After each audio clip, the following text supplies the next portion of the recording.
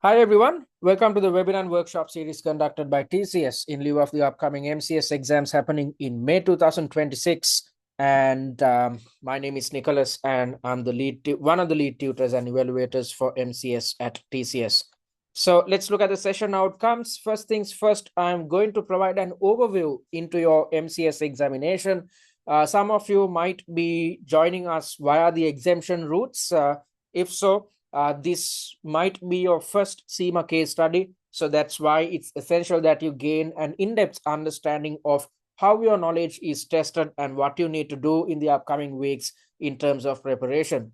And after highlighting these things, I'm going to share a study plan with you, especially focused on those who are planning to sit for the MCS exams happening in May 2026. As you know, from the pre-scene release until your examination, you have something like 6.5 weeks at your disposal. So you have to start your preparations right now so that you fully utilize these 6.5 weeks for your benefit. If not, if you wait until the last minute to start your preparations, you will definitely run out of time. When you run out of time, you will be stressed before the exam. And when you are stressed before the exam, you will be stressed during the exam as well. So in order to avoid all these things, it's essential that you stick to a tried and tested method, stick to a study plan. That's exactly what I'm going to share with you towards the very end of today's webinar. And let me, before we get into the technicalities, let me quickly remind you of the webinars and workshops we have scheduled for you. So as usual, focused on MCS exams happening in May 2026, we have scheduled 8 webinars and workshops, 4 webinars and 4 workshops in total.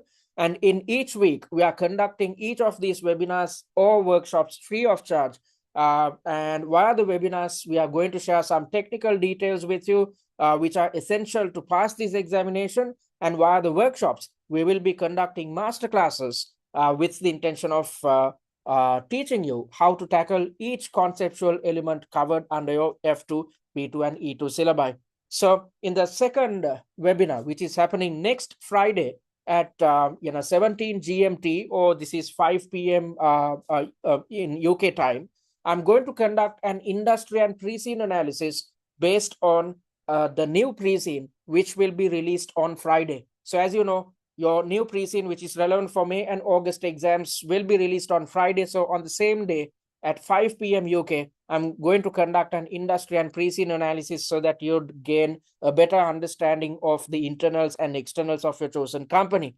And then another important webinar is happening on the 4th of April, in which I'm going to teach you crucial answering and time management technique, because if you do not know how to structure your answers, you are definitely going to run out of time. So both these technical elements will be taught in depth in the third webinar. And at the same time, after teaching you these 2 techniques, I'm going to take you through one of the mock exams which we have developed, and I will show you how to implement these techniques in the most practical manner. And you are expected to, after learning these 2 techniques, you are expected to keep practicing these 2 techniques whenever you are attempting your mock exams. And in the 4th webinar, I'm going to teach you stress management techniques, because in this exam, the examiner is not just testing your theory knowledge and application. The examiner is trying to figure out whether you are capable of managing stressful situations. So it's essential that you gain a good understanding of how to manage your stresses. If not, you are going to panic during your exam. When you panic, you will experience brain freeze. This is when you will end up wasting a lot of time. So if you run out of time at your exam, if you are panicking during your exam, you are definitely going to fail the examination. So that's why it's essential that you learn stress management techniques. And in the same webinar, I'm going to take you through the exam blueprint, primarily focusing your attention towards examiner's comments, because it's essential that you understand what the examiner expects from you, and you have to align your preparations with the needs of the examiner. And then once we are done with the webinar series, we are kickstarting our workshop series. And in each workshop, I'm going to take you through each pillar, F2, P2, and E2. And after explaining what is contained within each pillar, then I'm going to conduct a masterclass, focusing your attention towards one of the mocks concerning your F2, P2, and E2 syllabi. And in the final workshop, which happens just 2 or 3 days before your examination, I'm going to share last minute tips with you with the prime intention of ensuring that you are confident about your skill set. You are capable of being positive before the exam, because if you're positive and if you believe in yourself before the exam, you are going to be positive and confident during your real examination. So I hope you will attend each of these weekly webinars and workshops which are conducted free of charge, which is the best way to get in touch with me and get your questions answered. And at the same time, we are going to share a lot of technical details, a lot of knowledge with you via each of these webinars and workshops. And having said that, let's focus our attention towards what this examination is all about. So first things first, let's try to figure out how students land at the management case study examination. So some of you come through the CIMA general route. So if you are one such student, you are going to be somewhat comfortable at this examination. Why am I saying this? Given the fact that you have already completed your operational case study exam. So since you have already done your OCS, you know how CIMA exams are conducted and what type of skill set you need to possess in order to pass this examination. And on top of that, since you have done your E2, P2 and F2 OTQs, you have already gathered the knowledge which is relevant to pass this exam. So when it comes to conducting prep, it simply comes down to taking steps to improve your application skills. So if you're coming through the traditional route, or if you're coming through the general route, you have already completed your OTQ examinations. So you have learned all your theoretical elements. So when conducting prep, your job is to simply focus on improving your application skills. And on the other hand, we have another set of students who are coming through the exemption routes, such as the Master's Gateway program or the Finance Leadership program. So those who are coming through these exemption routes will struggle a bit with P2 and F2 elements. So when dealing with these exemption students, what I've understood is the fact that most of these students are quite conversant with what's highlighted within the E2 syllabus, because E2 has everything to do with decision making, as well as it has everything to do with dealing with human beings, dealing with people, or HR related elements. So in your degree programs, or in your postgraduate degree programs, or your master's programs, definitely you learn these things. So because of that, these students are quite conversant with what appears within the E2 syllabus. But when it comes to P2 and F2, this is where these students struggle, because these two elements are not covered mostly in postgraduate programs or in master's programs. So you are going to struggle a bit with P2 and F2, but don't worry. We have developed some additional resources with the prime intention of teaching you the entire syllabus, and at the same time teaching you how to deal with application. And when you cover these two elements, when you are conversant with the entire syllabus, and when you're conversant with how to deal with each conceptual element in terms of application, then you need not worry about passing this exam, because we have coached many students who come through exemptions, who are stuck, who do not know what they are expected to achieve when it comes to preparations. But after sticking to our study process, after sticking to our study plan, they end up scoring more than 100 marks easily at the examination. So these are the type of students who end up at the MCS exam. And looking at the technicalities behind your examination, as you know, this is a PC-based examination. So you have the opportunity of attempting the exam at home, or you can attempt the exam at an examination center. So if you are experiencing frequent power cuts and internet outages, I'm recommending you to attempt your exam at an examination center. Do not attempt the exam at home, because when you face power cuts or internet outages, these are unnecessary stresses which leads to panic. So you need to avoid all these type of technical issues. And the best way to do so is to attempt your exam at an examination center. And, when attempting the exam, if you face any type of technical difficulty, it could be you attempting the exam at home or at an examination center, You might experience some type of technical issue because this is a PC-based examination. This is done 100% online. So if you face any type of technical issues, you have the opportunity of sharing your concerns with CIMA and attempting the exam a week later, because as you know, exams are spread across 3 days towards the 3rd week of May. Although this is the case, you have the opportunity of attempting in the next round, which happens a week later, if you face any type of technical difficulty. So you are not going to get the same paper. You are going to get a totally different variant or a totally different paper, but you have the opportunity of attempting the exam a week later rather than waiting until your next session, which happens in 3 months. And if you look at the time allocation of the entire paper, it is 3 hours. And this paper is divided into 4 main parts. And the time allocation of each section is 45 minutes each. So let me quickly explain what all these things are. So as you can see, this is one of the mock exams which we prepared for the previous case study, mock exam 1. As you can see, mock exam 1 carry 4 different sections, just like in your real exam. And the time allocation is 45 minutes each in within each section. And so let's assume you start with section number 1. You will see a timer which runs down from 45 minutes. And once your time is up, you will be directed automatically to section number 2. So in terms of managing your time, rather than trying to manage 3 hours, your job should be to manage 4 slots of 45 minutes each. Because once you're done with section number 1, for instance, let's assume you are in section number 2, you cannot go back to section number 1. So you should not think about managing 3 hours. Instead, you need to think about managing 4 slots of 45 minutes each. And within each section, you will see 2 or 3 subtasks. Usually, you will see 2 subtasks, but in certain variants, the examiner has a tendency to include 3 subtasks within a section as well. So you will see 2 or 3 subtasks. And also, when you look at the type of questions which are thrown at you, the examiner tries to replicate a real-life corporate environment.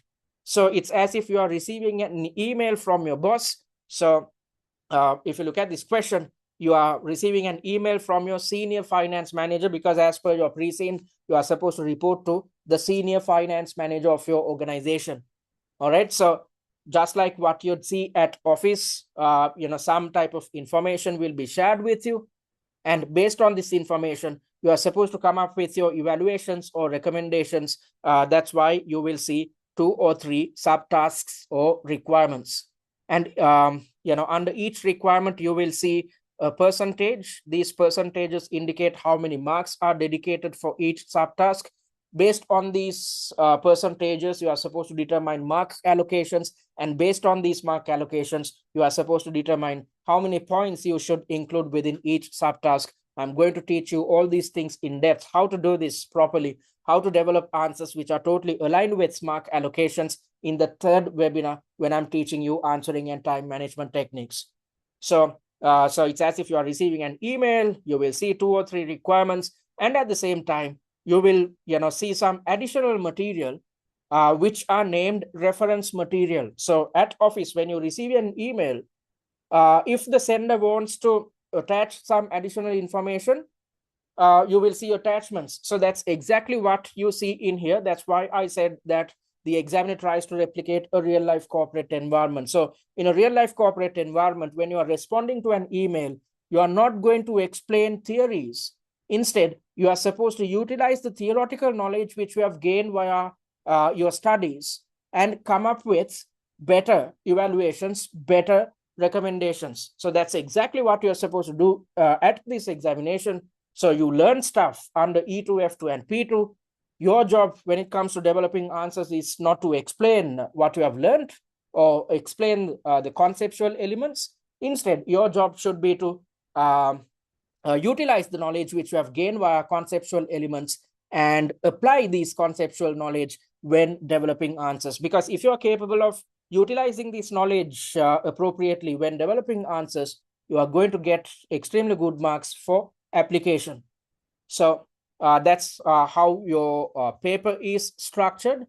And when it comes to developing answers, you need to do something called develop answer plans. So before you finalize your answer, you are supposed to structure your answer. You are supposed to plan out your answer. So you need to develop something like this. I'm going to explain how to do this in the third webinar.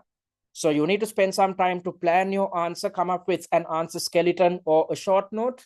And once you're done with it, you need to finalize your answer in paragraph form. So your final answer should not be in bullet points. Instead, your final answer should be in paragraph form. So as you can see, per valid point, you are supposed to develop a paragraph. So throughout this answer, you do not see any bullet points or single line sentences. Instead, you see paragraphs. So that's how you are supposed to approach this examination. And the pass mark, in order to pass this examination, you are supposed to score 80 out of 150, or as a percentage, you are supposed to score 54%. So you're not going to get a grade. It is either going to be a pass or a fail. So it's simply a matter of scoring 80 or above. You can easily achieve this because as a percentage, you are supposed to score just 54%. So, even if you screw up half your paper, you still can pass this examination. So that's why it's essential that you take steps in the upcoming weeks, that you take steps to improve your knowledge, especially concerning the P2 and F2 elements. And at the same time, it's essential that you take steps to improve your answering technique, improve your application skills. If you do so, you can easily pass this exam. Okay, and then let's try to understand what type of a role you are supposed to play at this examination. So at this stage, you are supposed to play the role of a finance manager. And as you know, any given finance manager is located within the management pillar or the management level of any given organization. So if you look at a typical organizational structure, it can be divided into three main parts. At the very top, you get the board members. Board members are involved with long-term decision making. So they are going to decide about what the company intends to achieve in the upcoming year, upcoming 3 years, 5 years, and 10 years. So their job is to think about the future of the company and arrive at decisions.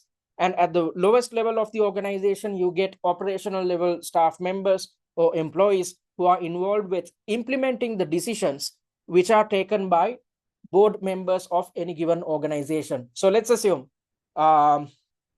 within a certain organization, the board has taken a decision to increase sales by 10% within 12 months. So in the upcoming year, the board has come up with various different strategies with the prime intention of increasing sales by 10%. So in order to increase sales by 10% within 12 months, we have to implement these plans on a daily basis. So that's the job in terms of implementing the plans. That's the job of the operational level staff members. So the board members decide, and the operational level employees, they implement. And your role as a finance manager or someone who is located within the management level of the organization is to create the link between the decision makers and implementers. So your job is to keep tabs about the performance of operational level employees and see whether they are implementing plans properly. If they are diverting from the plans, you are supposed to provide leadership and get them back on track. And if you feel that whilst implementing the plan, we are facing some type of an issue tied to the plans being impractical, then you are supposed to keep the board members informed of these impracticalities. And sometimes you are supposed to recommend to the board about how we should change our plans as well, or change the future direction of the company as and when something happens within the industry. So your role is to create the link between the decision makers and implementers. Therefore, your knowledge concerning your leadership capabilities, your communication capabilities, conflict management, project management, as well as finance related decision making, how to deal with an international business, how to deal with international business relationships.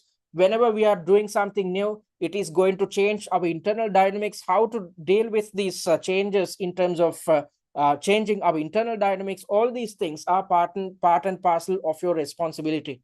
So as a finance manager, your practical decision making or your application skills are heavily tested.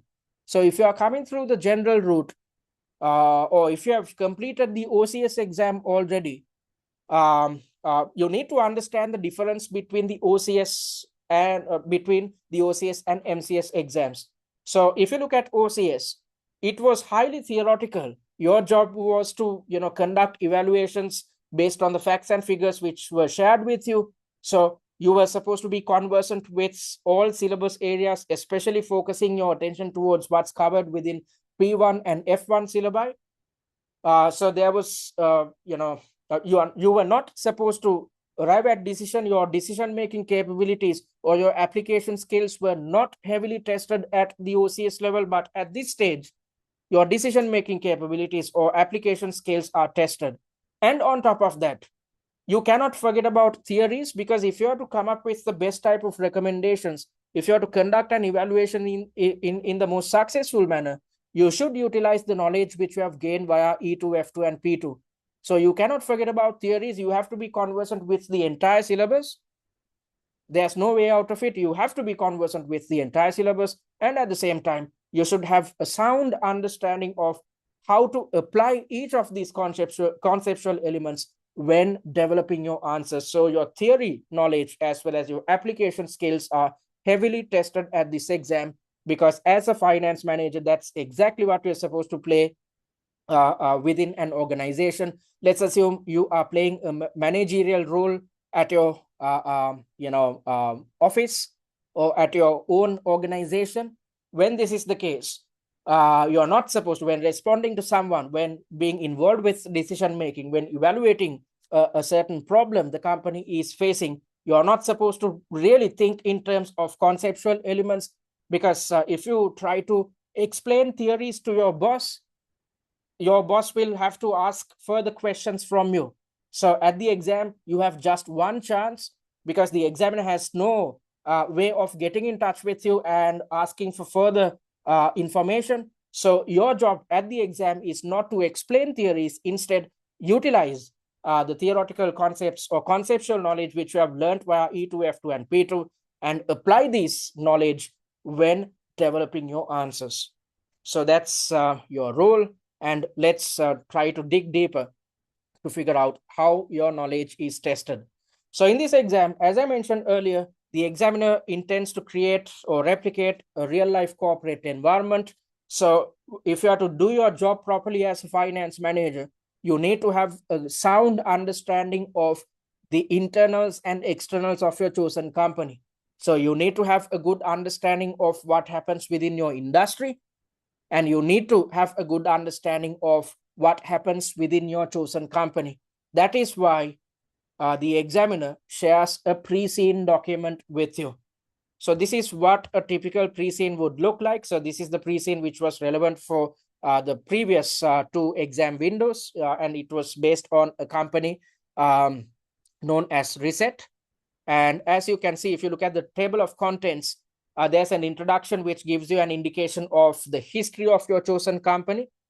And then there's a lot of information about the industry. So if you compare the MCS pre-scene with the OCS pre-scene, in the OCS pre-scene, there were just 1 or 2 pages concerning industry-related information. But at this stage, you can see that there's a lot of pages concerning what, or highlighting what happens within your industry. Why?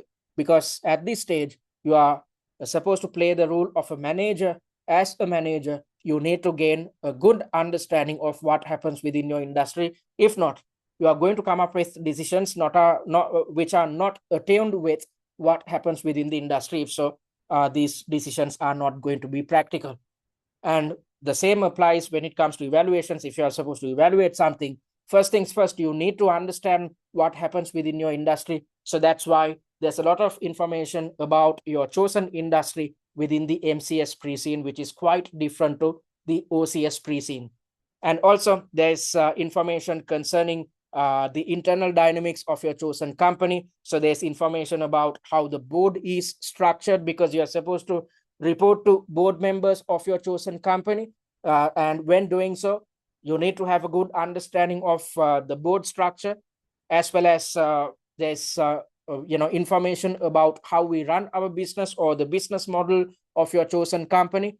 It's essential that you gain a sound understanding of these elements, because, for instance, if you are unaware of the current business model of the organization, when faced with some type of an opportunity, or when faced with some type of a threat, we'd have to change our internal dynamics. When doing so, we might have to change the business model as well. So whenever the board wants to change the business model, and whenever they are seeking your opinions about it, if you are clueless of the existing business model, you are not in a position to provide your services or share your services with board members. So that's why it's essential that you have a sound understanding of the internal dynamics of your company. If not, you are going to struggle at your examination.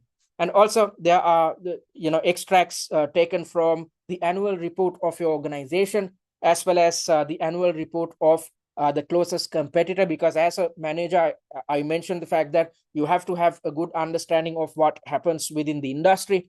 So that's why the closest competitors' financial statements are shared with you. You are supposed to have a good understanding of our or your organization's financial standing against the closest competitors. And you will see extracts from the sustainability report as well, because as you know, from this case study sitting onwards, the syllabus has changed a bit. Sustainability has been included within your syllabus. So that's why you will see the sustainability report of your organization. So you should have the capability of evaluating whether we have implemented sound sustainability initiatives, sustainability strategies, as well as metrics within the organization. If there are any shortcomings, you should have the capability of recommending as to how we should enhance our sustainability outlook. And there's additional information in terms of news reports, as well as extracts taken from the website of your chosen company. So these news reports give us an indication about what can be tested, or the type of scenarios which can be tested at your examination. So let me quickly take you to the news reports to explain deeper in terms of what I'm talking about. So if you look at this news article, this gives us an indication of something or a scenario which can be tested at the exam. So this news article is based on online marketplaces, and a possible exam scenario is a situation where these online marketplaces are competing with us for our business, and therefore we are losing customers because of these online marketplaces. And tied to these type of scenarios, your knowledge concerning various different E2, P2, and F2 related syllabus elements can be tested. So this additional information gives us an indication of what type of scenarios can be tested at your exam. Okay, so information is provided about a fictitious company in advance via a pre-seen document, and in the exam, you are required to address issues relating to the managerial aspects of the company. So at the exam, the examiner is trying to figure out whether you have gained a good knowledge about the company as well as what happens within the industry, which means that you need to have a sound understanding of the entire pre-scene. So that is why we develop something called an annotated pre-scene. As you can see, we have come up with annotations with the prime objective of summarizing the entire pre-scene, because the pre-scene runs for 25 to 30 pages. There's hoods and hoods of technical information. So you should have an understanding of the most important points which you should remember and understand in terms of what your company is up to and what type of an industry the company operates in at the moment. So that's why we have come up with annotations, and as part of these annotations, we have conducted our own evaluation, and we have also come up with possible exam scenarios. And based on these possible exam scenarios, we have come up with or we have determined examinable syllabus areas as well.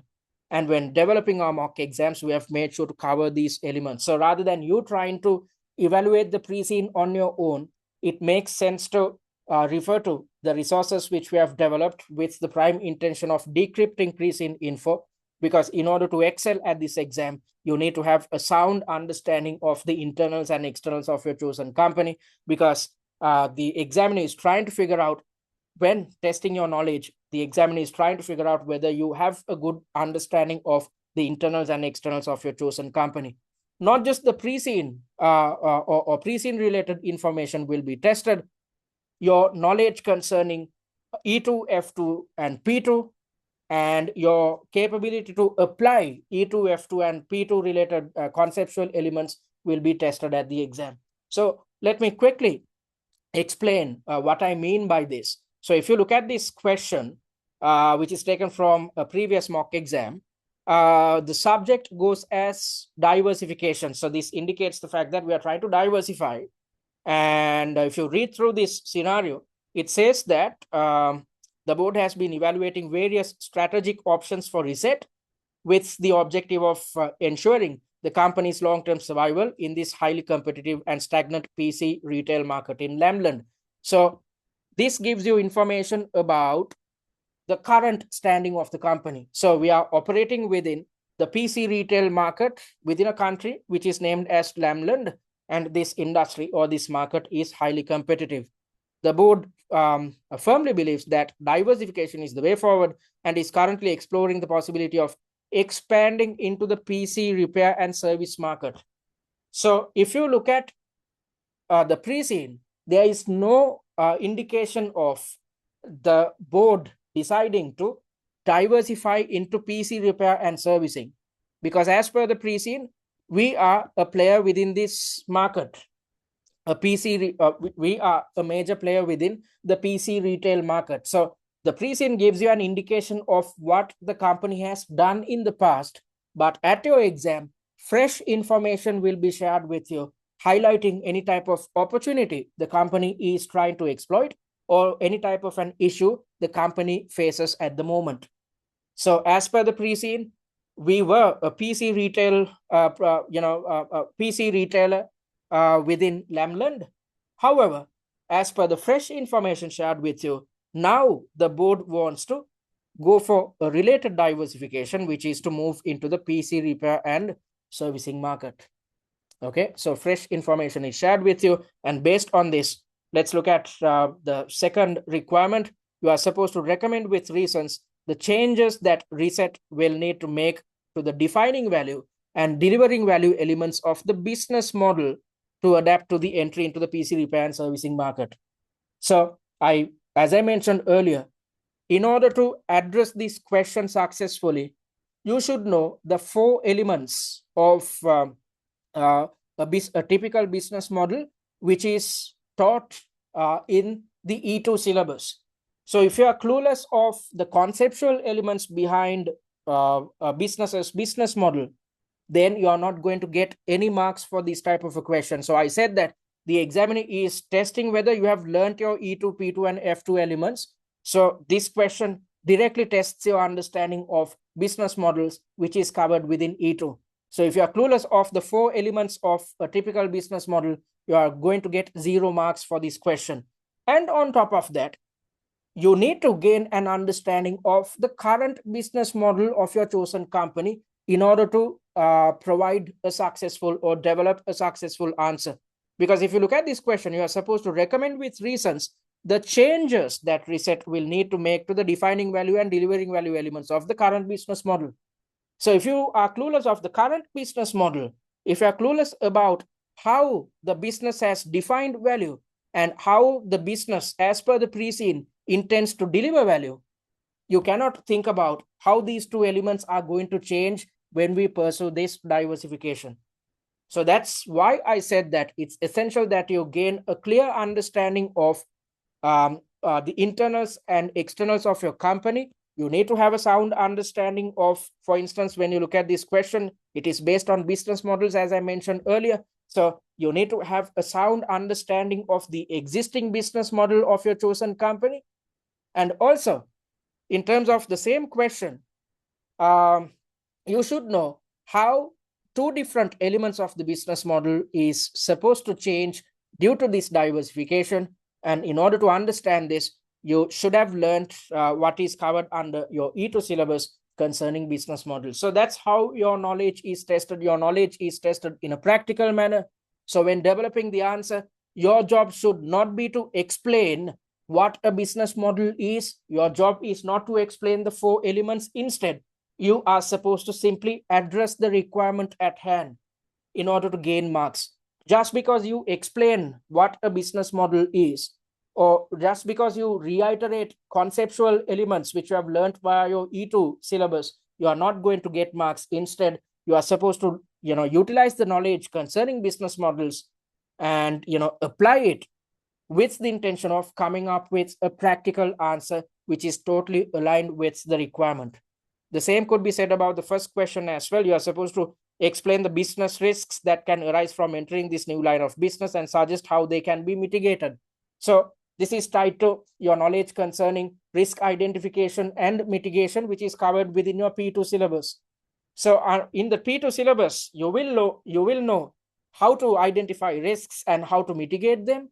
So your job is not to explain these methodologies. Instead, your job is to identify the specific business risks tied to this diversification, which will never be taught under the P2 syllabus. Because in the P2 syllabus, there's an indication of what you should do in terms of identifying risks and how you should mitigate these risks utilizing various different models or conceptual elements. But there's no information concerning how to deal with this specific diversification in which we are trying to diversify into the PC repair and servicing market. So that is why I said that your application skills are heavily tested. You cannot memorize answers. You cannot, instead, rather than memorizing answers, when conducting your prep, your job should be to understand the logic behind each answer. Because if you understand the logic, you are well poised to apply your knowledge in a practical manner concerning any type of fresh information which is thrown at you at your real exam. Because at office, this is exactly what happens. You are not in a position to memorize solutions. Instead, whenever you receive an email, you are supposed to respond in a successful manner. When doing so, unknowingly, you will be utilizing the knowledge which you have gained via CIMA or any other educational qualification which you have pursued so far, or you will come up with a response based on your experience. So that's exactly what you are supposed to achieve within this exam. So that's why I said that it's essential that you learn all your theories as well as you significantly take steps to significantly improve your application skills. All right, so that's how your knowledge is tested, and let's try to understand what you're supposed to achieve in the upcoming 6.5 weeks. So this is your to-do list. First things first, before you think about improving your application skills, before you think about learning theories, you need to really focus your attention towards decrypting or mastering the pre-seen document. So with this in mind, you are supposed to watch a set of videos. Usually you will see 3 videos, but depending on the pre-seen, you might see some additional videos as well. Because if you feel that a certain video is too lengthy, we are going to break it down into separate parts so that it makes it so that it is easy for you to go through these videos and to make sure that they are not too long. So you need to watch these pre-seen analysis videos. And when you watch these pre-seen analysis videos, you will gain a sound understanding of the internals and externals of your chosen company, along with its financial situation. So after watching these pre-seen analysis videos, you are supposed to read or go through the annotated pre-seen on your own, thereby revising the knowledge which you have gained via the pre-seen analysis videos. And then once you have mastered the pre-seen, then you should direct your attention towards learning. And this happens via 6 mock exams.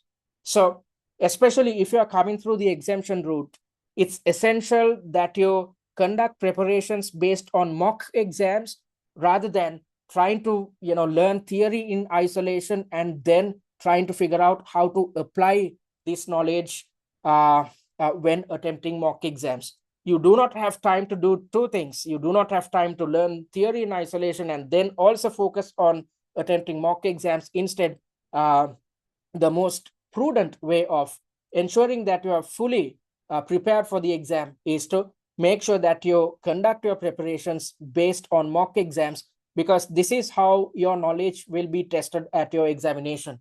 So at TCS, we develop 6 mock exams. Why 6 mocks?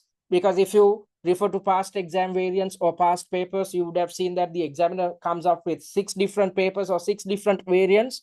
Why is the examiner developing 6 variants? With the prime intention of covering the entire syllabus. So before walking into the exam, you should be fully prepared. You should cover the entire syllabus. That's why we are forced to develop 6 mock exams. If not, we are not in a position to cover the entire syllabus. So in order to cover the entire syllabus, we are forced to develop 6 mock exams. Therefore, when conducting your preparations, you should base your prep on these 6 mock examinations. So you should take steps to practice these 6 mocks under exam conditions, because the objective of attempting mocks under exam conditions is to improve your time management, improve your stress management techniques, and improve your answering technique. So you are supposed to achieve these 3 things whenever you are attempting a mock exam. That's why we want you guys to attempt each mock under exam conditions. And also, you are supposed to attend the live webinars and workshops, because in each webinar and workshop, we are going to share some knowledge concerning the technicalities behind your exam, or knowledge concerning how you should structure your answers. And also, you are supposed to refer to a set of slides, the industry analysis and financial analysis slides, which are based on the pre-scene. So let me quickly show you the type of resources which you should go through in the upcoming weeks. So these are the financial analysis slides which we prepared focused on the previous pre-scene. And as you can see, we have evaluated the statement of profit and loss of your chosen company.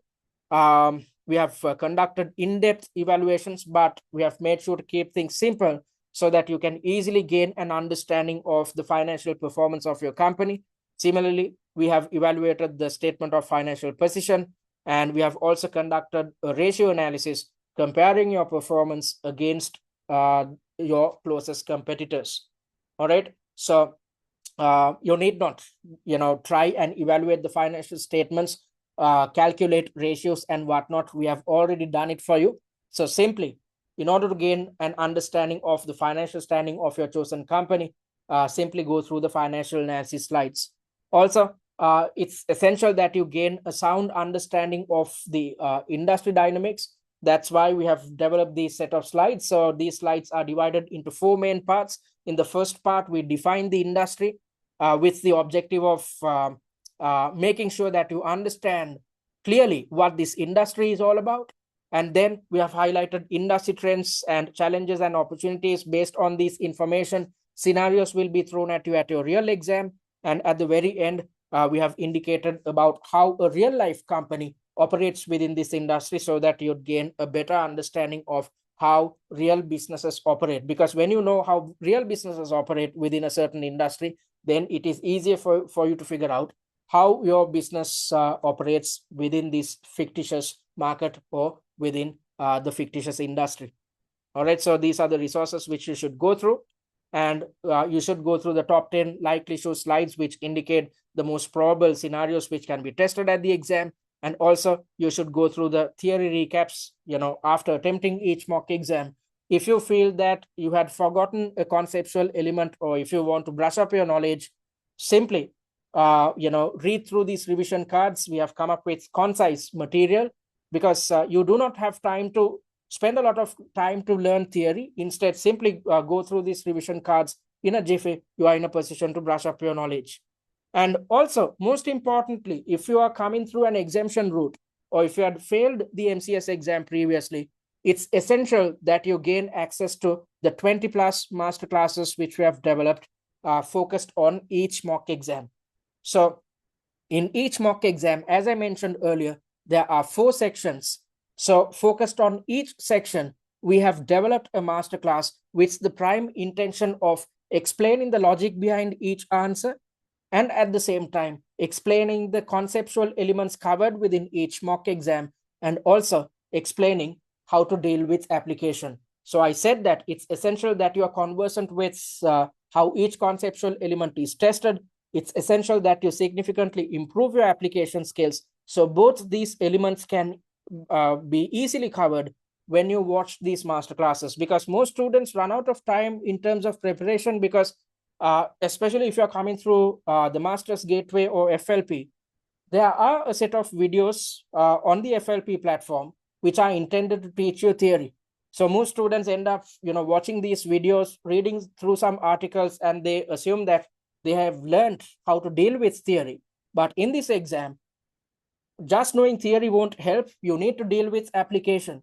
So that's why we develop these master classes, which are totally aligned with the mocks, which are developed for each pre-scene.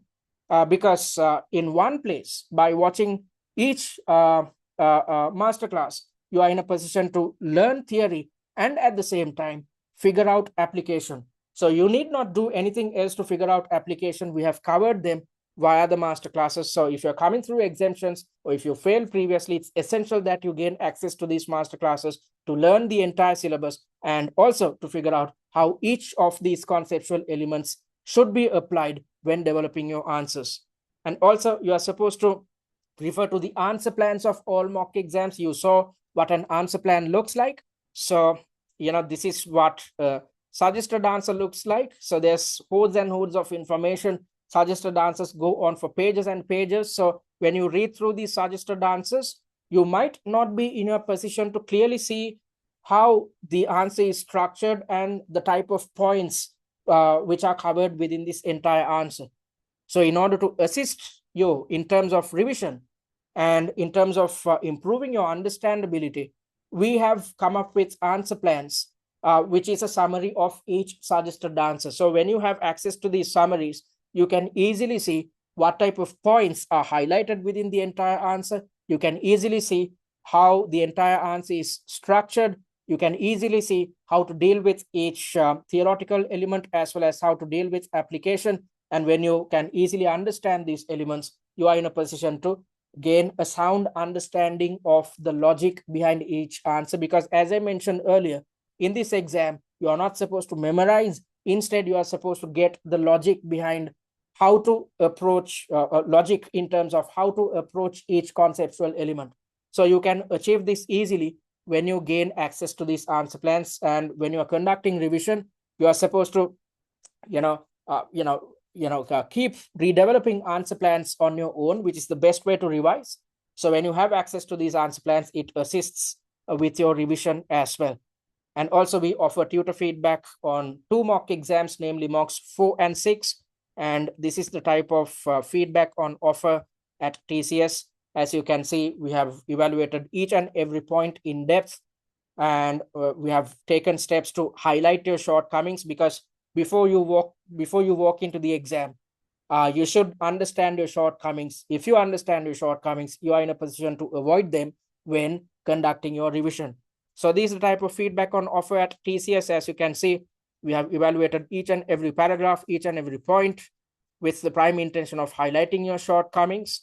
And then at the very end, we have indicated mark allocations on a subtask by subtask basis. We have also indicated a success rate as well, so that you are in a position to clearly see the subtasks in which your performance was substandard. So when you are conducting your revision, you are supposed to focus on the subtasks which are highlighted in yellow and redevelop answer plans with the prime intention of improving your theory knowledge, improving your application skills, and improving your answering technique.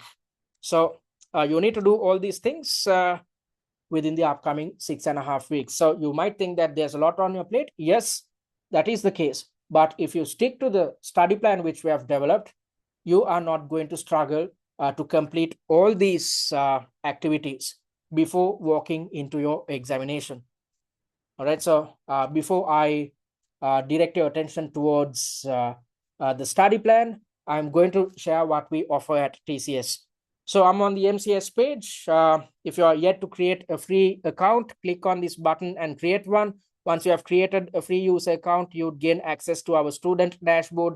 And via the student dashboard, you will gain access to hordes of free resources, which include the recorded versions of the weekly webinars and workshops we conduct, the free mock exam, its suggested answer and the answer plan. Also, you have the opportunity of attempting mock number 1 in its entirety under exam conditions via TCS's exam platform. So we have developed an exam platform, which is the exact replica of the Pearson VUE system on which you attempt your real examination. So you have the opportunity of attempting mock number 1 in its entirety under exam conditions via our exam platform by simply creating a free user account. And if you're interested in investing on our paid content, click on this button and check the sample material before you do so. And if you are yet to join our MCS WhatsApp discussion forum, click on this button and join it, because via this group, we are going to share hordes of free resources with you.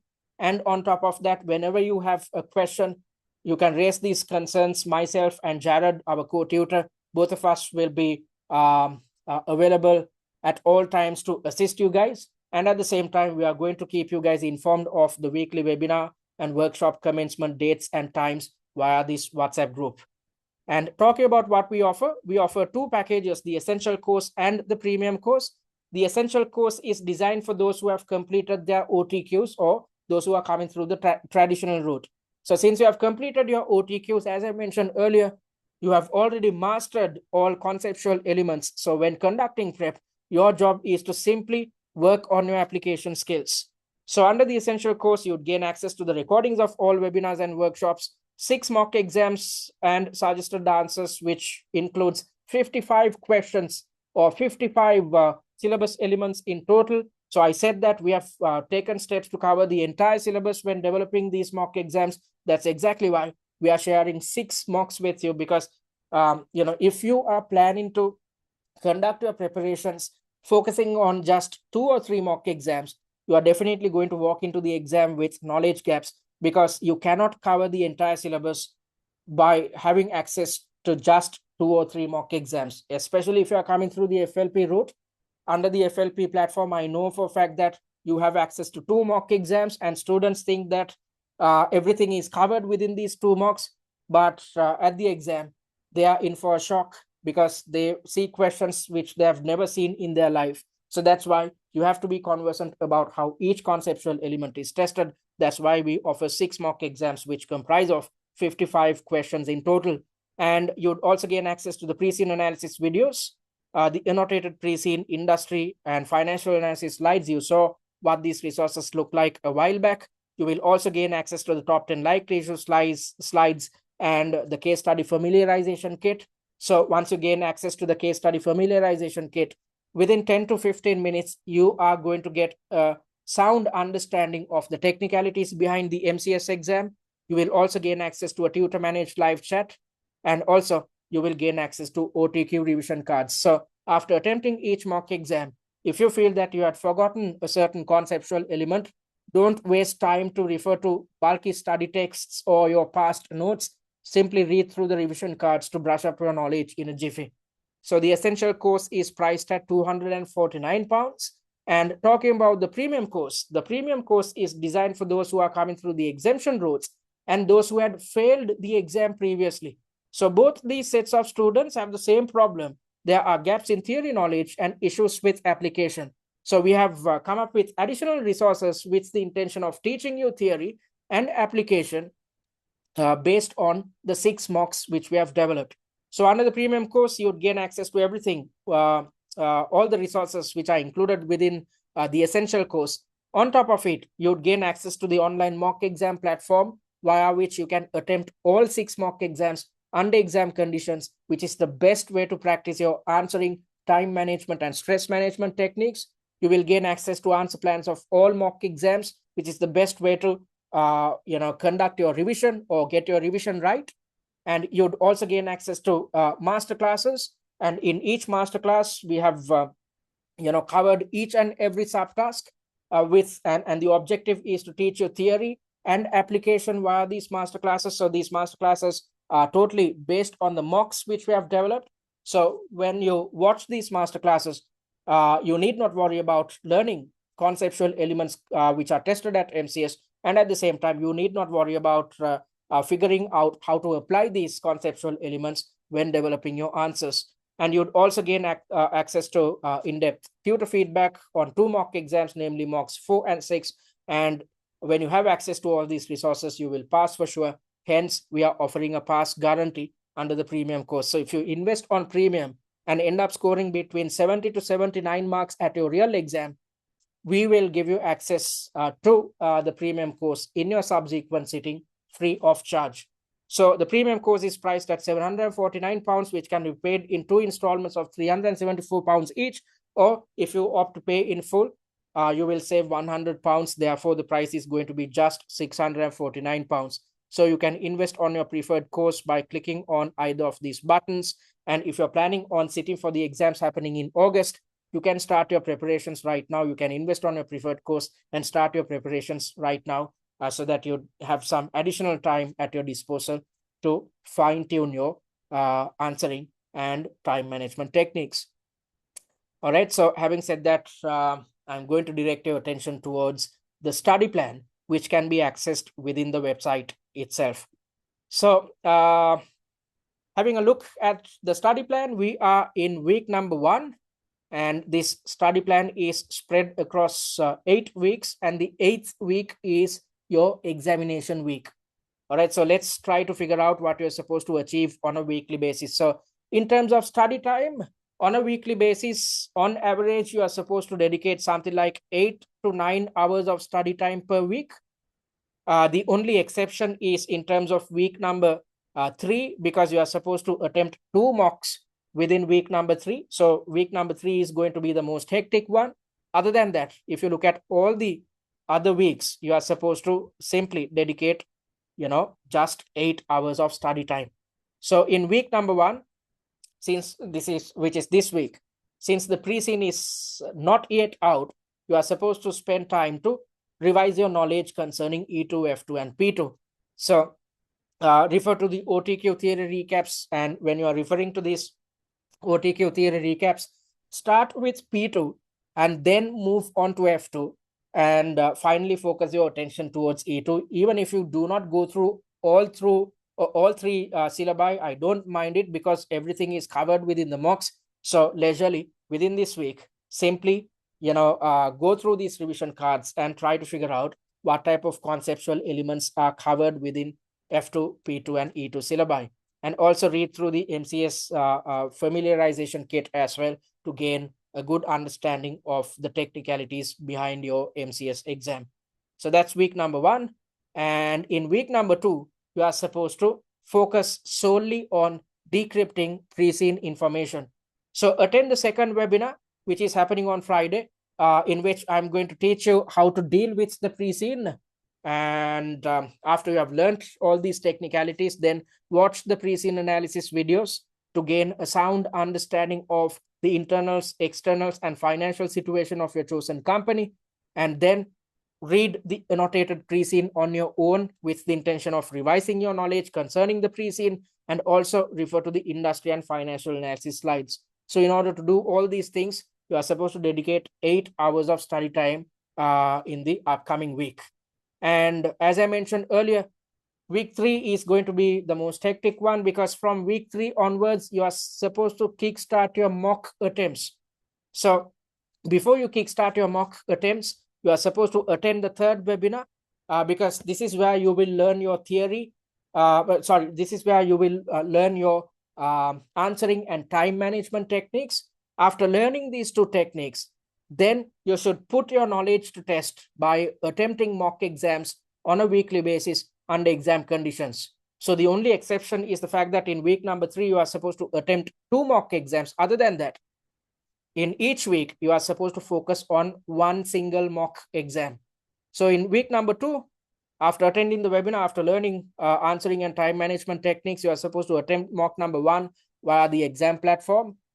Try to implement the techniques which we have learned under exam conditions, and try to figure out whether you are skilled and capable of sticking to the same techniques.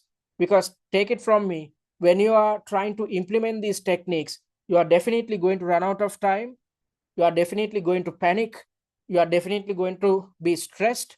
I want you to experience all these negative elements when attempting mock exam, when attempting the first mock exam, rather than facing these problems for the first time at your real exam.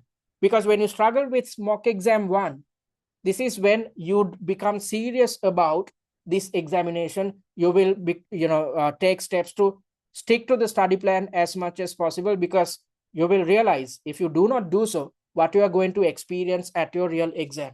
So you are supposed to attempt mock number 1 via the exam platform. After attempting mock number 1, you are supposed to read through the answer plans on your own and try to figure out logic on your own, because we are not developing master classes focused on mock number 1, because master classes focused on mock number 1 will be conducted via the free workshops as well as the third webinar. Because we are covering these elements, we are not sharing master classes concerning mock number 1. Therefore, after attempting mock number 1, read through the answer plans of mock number 1, and after doing so, you are supposed to redevelop answer plans on your own, trying to figure out whether you are in a position to replicate TCS's answer plans. So you have to keep redeveloping answer plans over and over until you are satisfied about the fact that your answer plans are somewhat close to TCS's answer plans. If so, you can rest assured about the fact that you are going to get good marks at your real examination. So similarly, you are supposed to focus on mock number 2. You are supposed to try and master mock number 2 within the same week itself. So you are supposed to attempt mock number 2 via the exam platform. The objective is not to learn.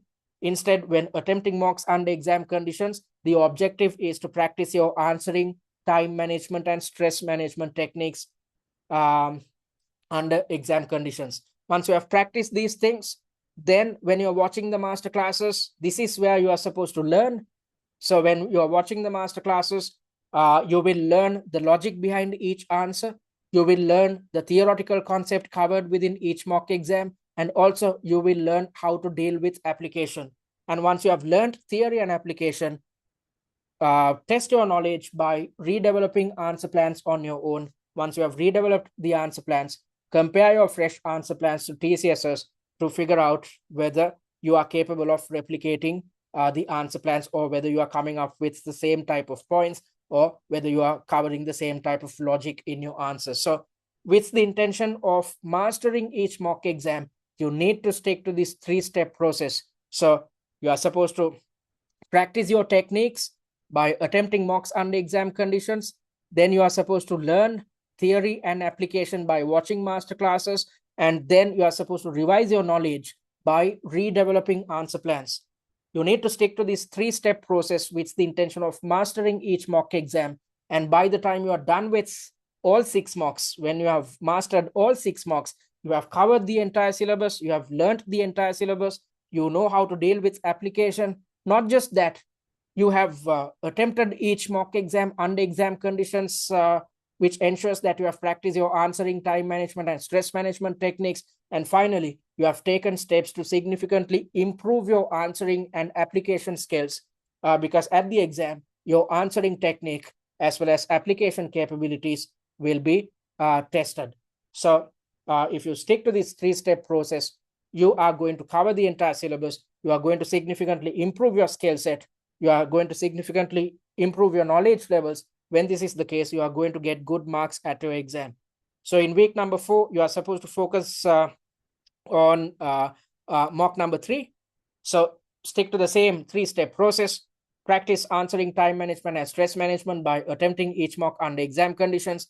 Learn theory and application by watching the master classes, and refine your knowledge, refine your answering technique by redeveloping answer plans.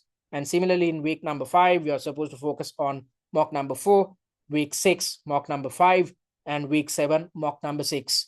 And in the final week, which is your examination week, you are not supposed to attempt any mock exams. You are not supposed to watch any master classes. You are not supposed to redevelop answer plans. Instead, you are supposed to relax and be involved with last minute revision. So attend the final workshop, in which I'm going to share last minute tips with you, with the prime objective of motivating you. Because if you are motivated and confident about your skill set before the examination, you are going to be confident during the exam. And as per the CIMA examiner, confident students end up passing the examination comfortably. So that's why I'm conducting the final workshop just 2 or 3 days before your exam. And then within the final week, simply refer to the answer plans covering all 6 mocks. When you are doing this, it's as if you are going through the entire syllabus just 2 or 3 days before your exam. And this will ensure that you remember how to approach, how to tackle each conceptual element, how to deal with application at your real exam in a successful manner, and reread the annotated pre-scene one last time to go through or to remind yourself of the internals and externals of your chosen company. And you are supposed to stop preparations a day or two before your examination. Ideally, if you can stop all preparations 2 days before your exam, then you are going to be extremely relaxed before the exam. As I mentioned earlier, when you are relaxed before the exam, you are going to be relaxed at your real examination. So let's assume your exam is on Wednesday. If that is the case, you have to stop all your work by Sunday. Take Monday and Tuesday off. Spend time with your loved ones. Sleep properly. Eat properly. Be involved with any type of leisure time activity. You can watch movies, or you can spend time with your friends or loved ones. Do anything you like other than focusing on CIMA. Why is this the case? Because if you stick to the study plan, you have done all the hard work across 7 weeks. So you need not worry about what might be tested at the exam, because you have covered the entire syllabus. You have not just attempted mock exams, you have taken steps to refine your answering technique, time management technique, and stress management technique. You have taken steps to, redevelop answer plans. So you have not just attempted mocks, you have, taken steps to revise your knowledge, and you have, learned theory and application via the master classes. So when you have done all the hard yards, you need not worry in the exam week about passing the exam. So simply focus your attention towards revision, because you are definitely going to stand out, because 99% of students out there are going to be extremely stressed in this final week. Why is this the case? Because they wait until the last 2 weeks to start preparations. Within 2 weeks, yes, you can attempt all 6 mocks, but you cannot focus your attention towards watching all master classes and conducting revision, because revision or redeveloping answer plans is crucial. Just because you attempt mocks and watch master classes, you are not going to pass. Instead, you have to test and see whether you are capable of developing answer plans which are akin to TCSs. So, because at this exam, the examiner is trying to figure out whether you have improved your skill set, whether you have improved your knowledge, and at the same time, whether you are capable of applying this knowledge in a practical manner, because that is exactly what is tested in a real life corporate environment.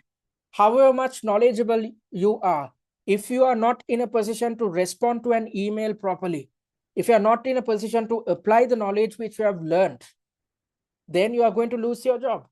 Because at an office, when it comes to decision making, everything comes down to practice, everything comes down to experience, everything comes down to practicality. So that's why you need to take steps to revise, because without revision, just because you attempt mocks and watch master classes, you do not know whether you are in a position to structure answers properly or develop logical answers.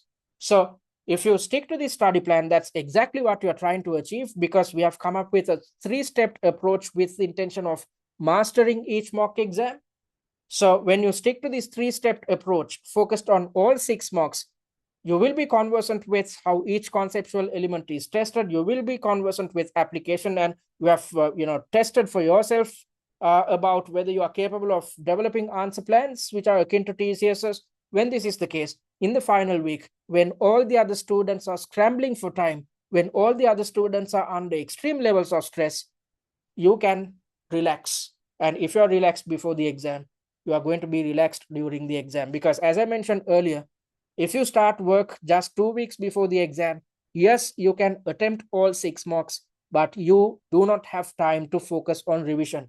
And since revision is key, I'm asking you guys to start your preparations right now. Stick to the study plan. If you do so, in the final week, you will be relaxing.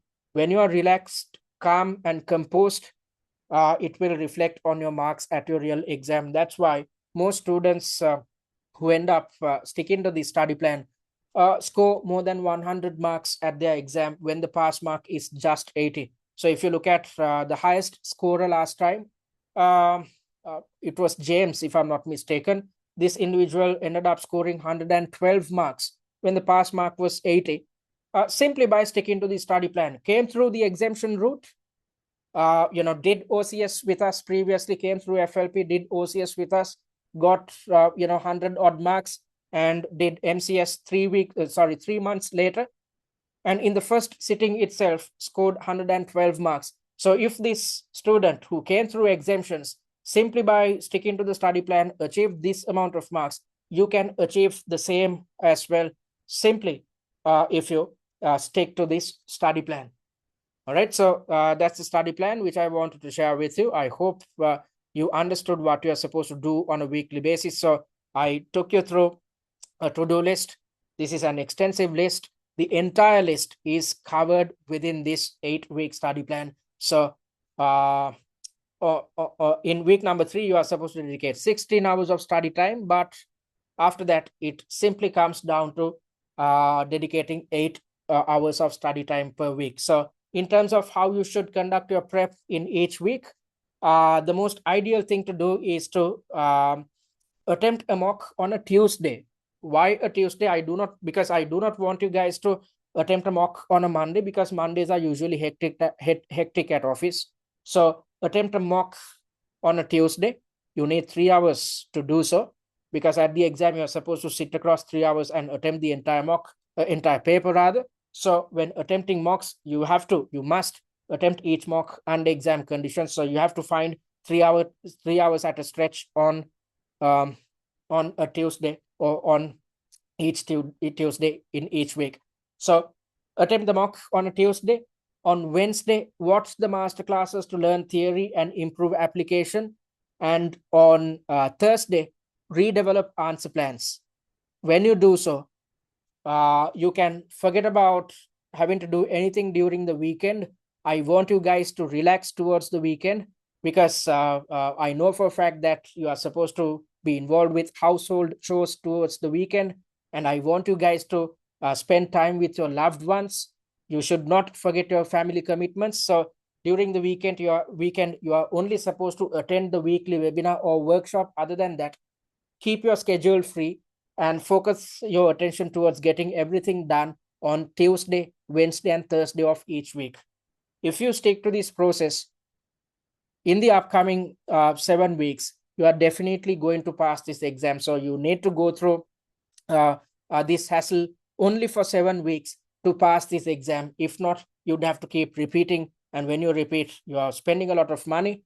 And at the same time, this leads to frustration. And when you are frustrated, you'd be demotivated. And then you'd keep postponing your exam sitting. So if you're planning to sit for the exams happening in May, if you wait until the last moment to start preparations, you will postpone your exam to August, and you do the same in August and postpone to November. So rather than postponing, if you really focus on sticking to the study plan in the upcoming 7 weeks, you are definitely going to pass this exam comfortably. All right, so that's what I wanted to share with you. And be mindful of these important dates as well. If you're planning on sitting for the MCS exams happening in May, you need to book your place by the 28th of April 2026, because beyond that point, you cannot sit for the exam. If you try to book beyond this point, you are not in a position to sit for the exam, because the exam entry closes. Although the exam entry closes on the 28th of April, I do not want you guys to wait until the last moment to book the exam. Instead, book the exam right now. If you have already planned to sit for the MCS exams happening in May, book the exam right now. When you do so, you will commit yourself to the study plan. If not, by the time you are in April, if you have not done anything, you will end up postponing your exam. I do not want you guys to postpone. because it's essential that you know, especially if you're coming through the exemption route or the FLP route, it's essential that you quickly pass your examinations. If not, you'd have to pay the subscription once more, which is going to be £2,000 or £1,000. So it's better to, you know, quickly finish your exams to save a lot of money. And the exams concerning what's happening in May, happening from the 13th to the 15th of May 2026. All right, so we achieved an 88% pass rate last time in November. So as I mentioned earlier, those who stick to the study plan end up scoring more than 100 marks easily. Okay, so this is an individual who ended up scoring 78. Previously didn't utilize our resources, ended up scoring 78, coming through the exemption route. But after gaining access to our resources and after sticking to the study plan, ended up scoring 106 marks. So you can clearly see the difference. So the difference comes up to the way in which this individual conducted her preparations. So if you stick to the study plan and take steps to master each mock exam on a weekly basis, you are going to get extremely good marks at your real examination. All right, so having said that, I'm going to conduct or open the Q&A. So if you have any questions, you can switch on your mic and talk or drop a message via the chat. Any questions, folks?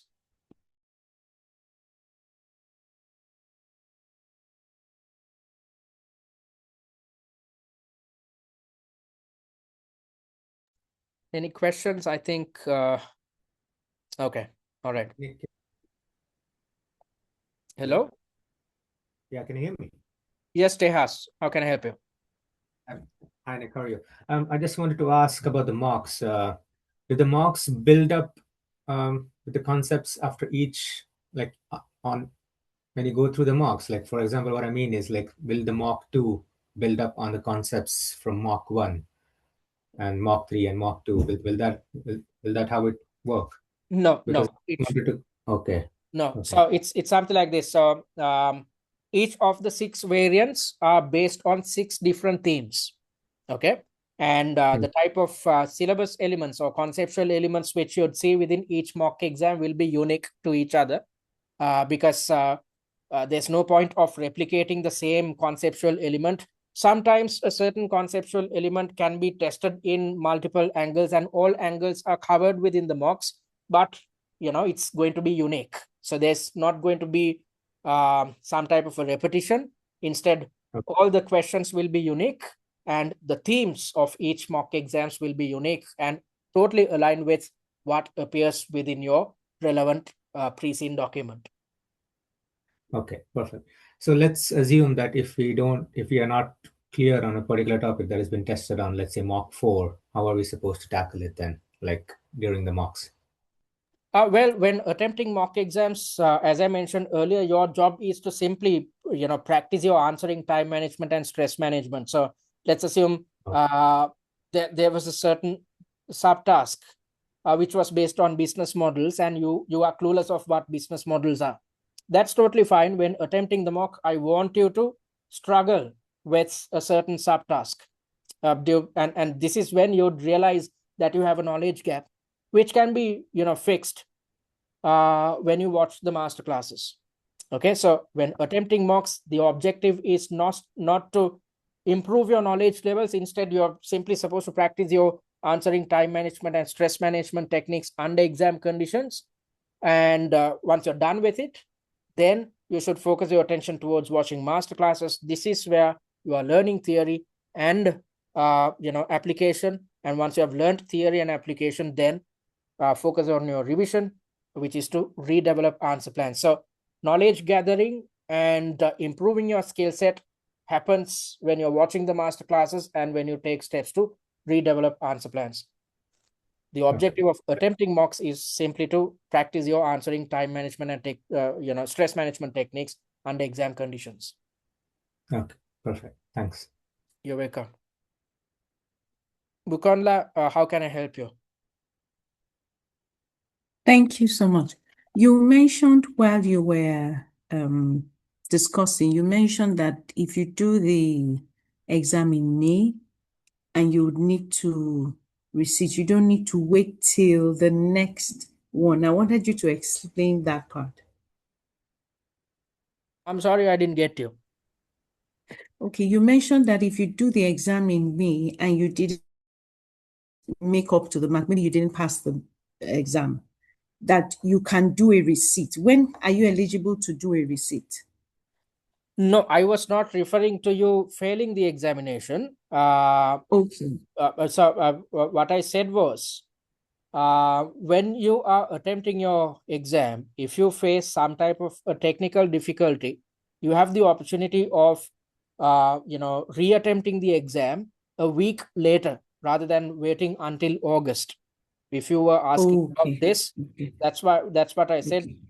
On the other hand, Okay. if you are I asking get it. about, are you referring to our past guarantee by any chance, or are you referring to what I said at the very beginning of the webinar?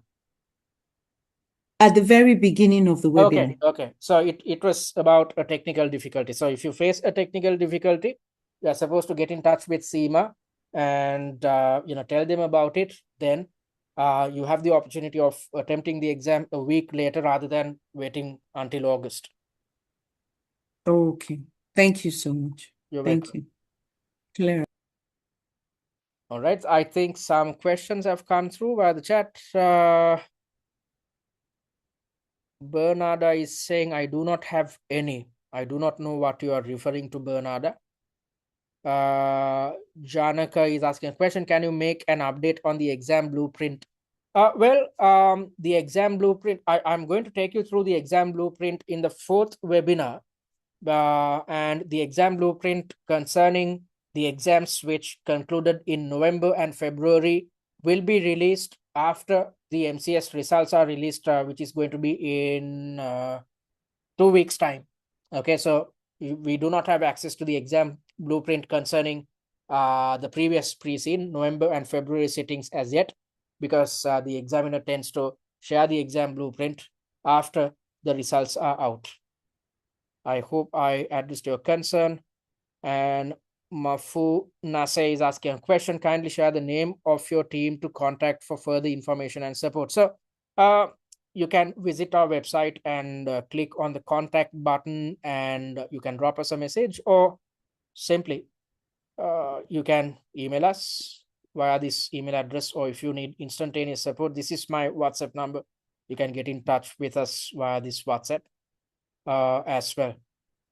I hope I addressed your concern. Raquela is asking a question. Do I need to obtain certain marks at each section, or does it need to be 80 marks in total? 80 marks in total. You need not, get a certain number of marks focused on each section. Instead, in total, if you score 80 or above 80, you are going to pass. Fadir is asking a question, clarifying if you face technical issues at the center, not at home.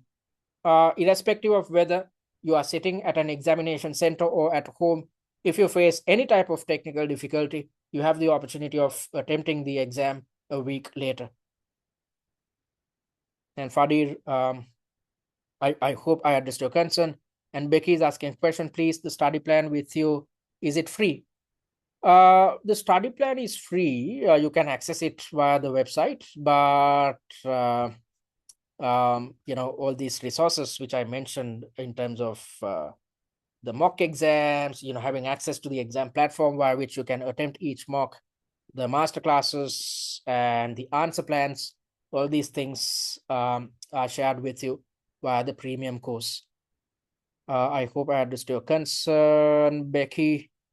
And Alex is asking a question, where can I download the study plan? You cannot download the study plan. Instead, you can access it via the website itself. So once you have visited our website, click on MCS to reach the MCS page. And if you scroll down, you will find the MCS study plan. And when you click on the check now button, you would gain access to this study plan.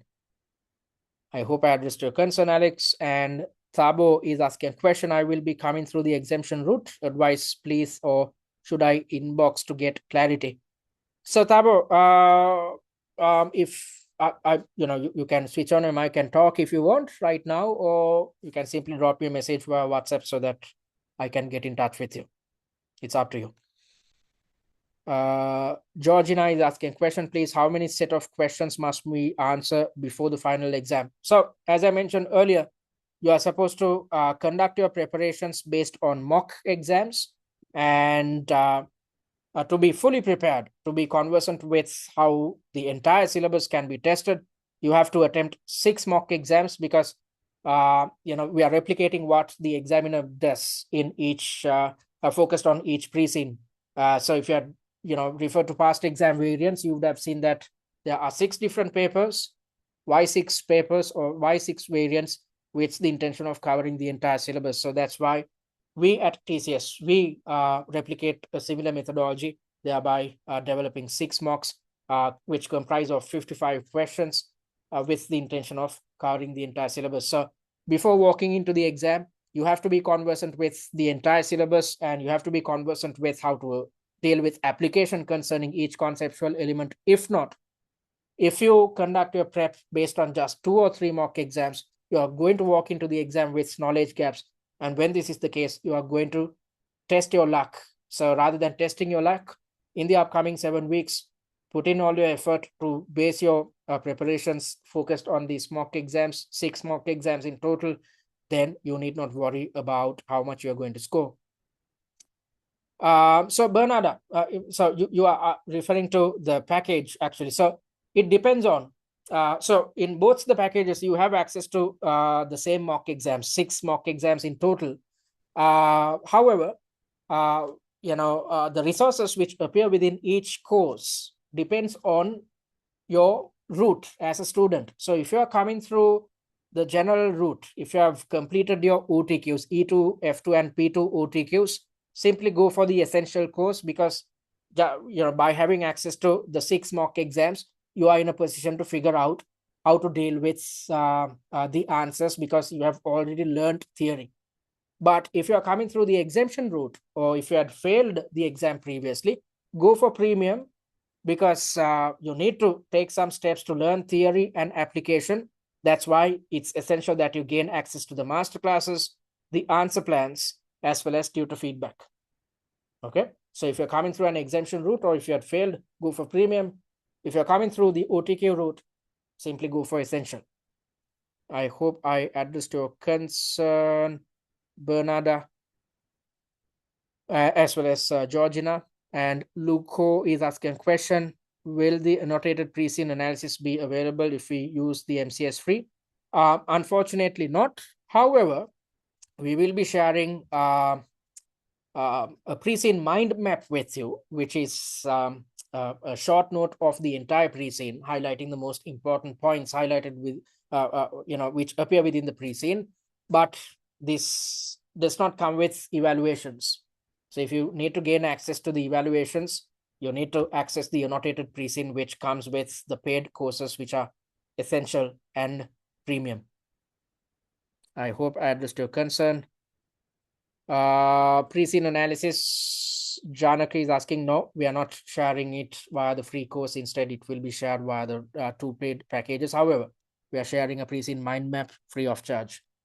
Bernarda is asking a question. I'm going out for the exemption, but my modules covered P2, E2, and F2. Which modules are you talking about? Did you cover OTQ exams? Did you sit for the OTQ exams? If so, you have learned your theory. Bernarda, did you? Okay, so you have not sat for the P2, F2, and E2. So, yes, via the FLP route or any other type of exemption route, there are a certain set of resources which are intended to teach you theory. Okay, so that's all right. You will learn theory, but there aren't any resources which are intended to teach you application. So that's why if you have not done your OTQs, I cannot be sure of the fact that you have learned all your theories inside out, because students think that they can gain all the knowledge by simply watching some theory-based videos, which is not going to be the case. students who come through the exemption route usually, deal with knowledge gaps, especially concerning P2 and F2. If you do not have a sound understanding of P2 and F2 elements, you are going to struggle at your exam. So that's why if you have completed your OTQs, these are tough exams. Your technical skills are heavily tested. If you have any type of knowledge gap, you are going to fail your OTQ exam. So that's why I'm saying that if you have completed your OTQs, simply by investing on the essential course, you can pass. But if you're coming through the exemption route, or if you have not completed your OTQs, it's better to gain access to the master classes, tutor feedback, as well as the answer plans. If not, you might struggle at your exam. I hope I addressed your concern. And Mafunase, how can I help you? You have raised your hand.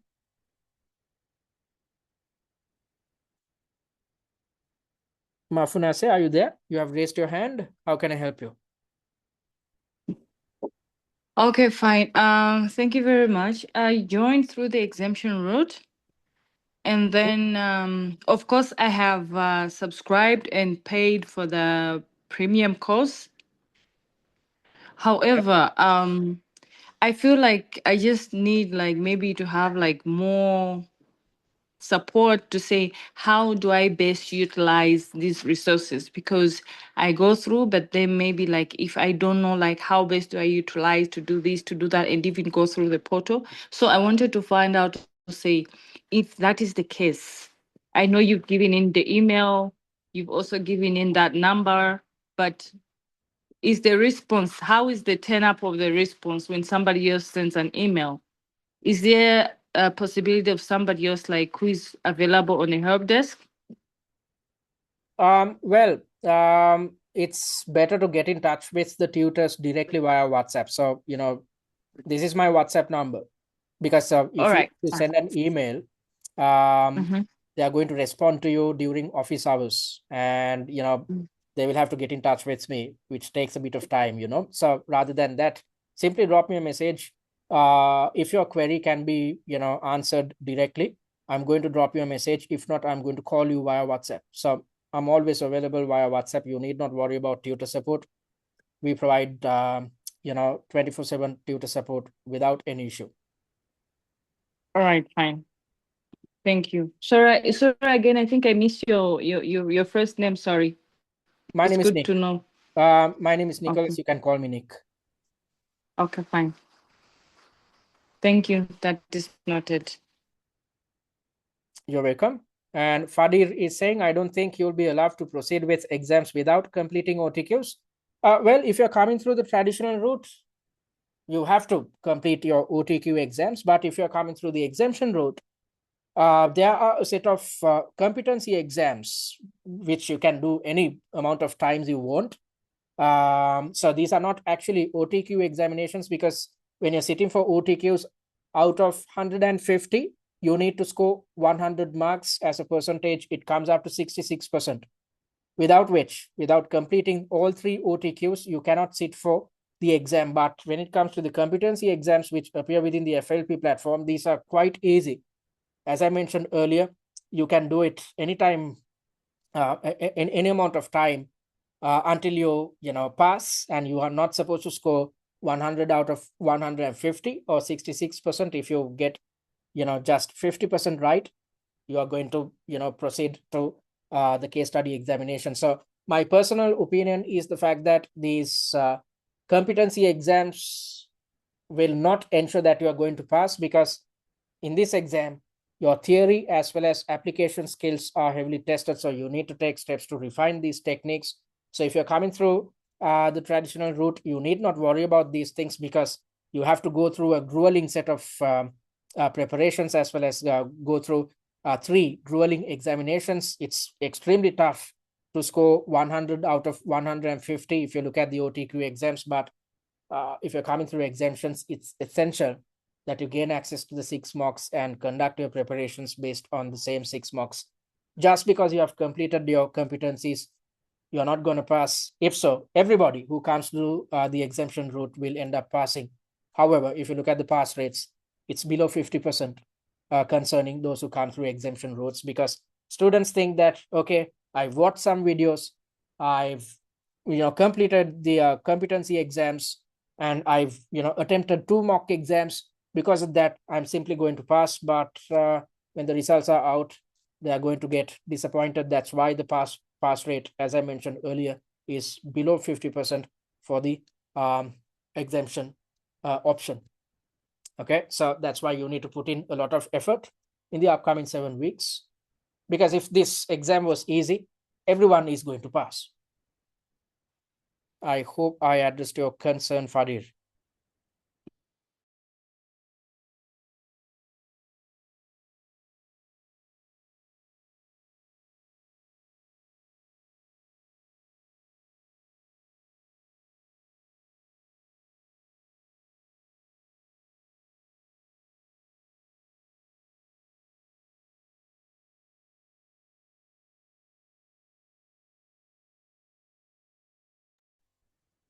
Bernarda, did I address your concern? And Georgina, did I address your concern?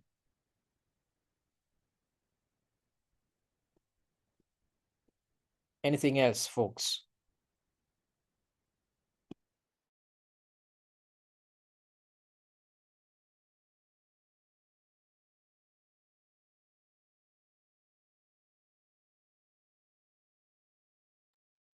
All right, seems like there aren't any questions. So if you want to contact us, as I mentioned earlier, you can contact us via our website, which is www.study@tcs.com.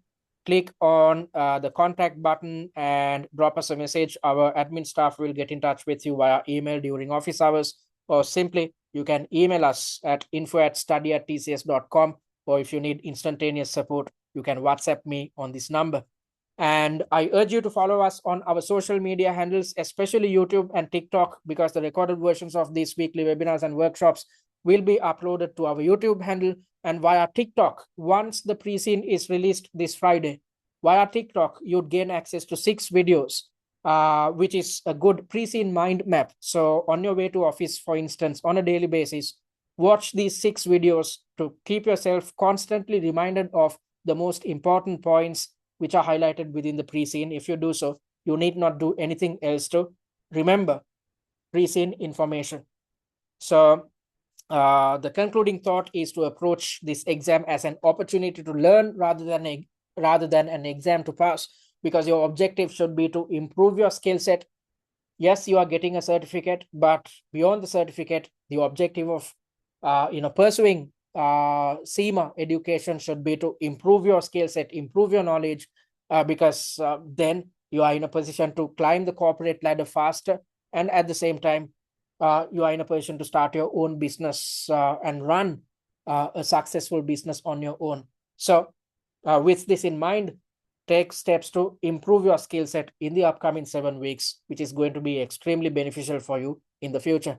So thank you very much for joining this session. I hope you gained a good understanding of what this examination is all about and what you're supposed to achieve in the upcoming weeks in order to pass comfortably. And I invite you guys to join the second webinar, which is in which I'm going to conduct an industry and pre-scene analysis, which is happening this Friday. So by 9:30 a.m. or 10 a.m. UK time, the pre-scene, which is relevant for May and August sittings, will be released.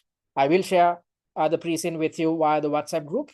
And then on the same day at 5 p.m. UK or 17 GMT, I'm conducting an industry analysis as well as a pre-scene analysis. And I hope to see you guys on Friday. Until then, I hope you'd go through the OTQ revision cards, which can be downloaded via the student dashboard.